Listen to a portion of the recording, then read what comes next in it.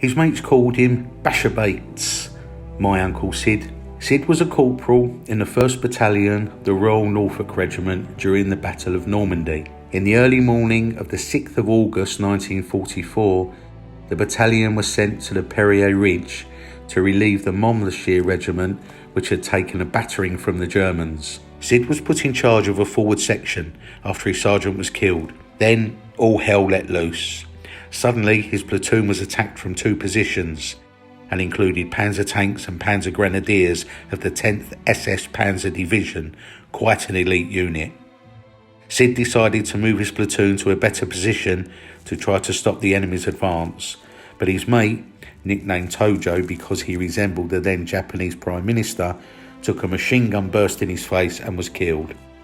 Seeing the position was being overrun by the enemy, Sid decided to attack by himself. He picked up Tojo's Bren gun and charged forward, firing the gun from his hip. He was shot many times as he ran, and he fell to the ground 3 times, only to recover himself and continue his advance. A mortar bomb exploding near him finally brought him down. Eyewitnesses have told me he seemed to wrap himself around the gun and continue to fire and change ammo magazines whilst his strength lasted. By this time, the enemy were nonplussed at their inability to stop him, and they retreated, leaving the ridge in British hands.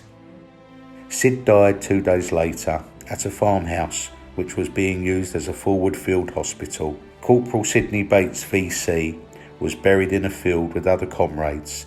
Shortly after, his body was exhumed and laid to rest at Bayeux War Cemetery.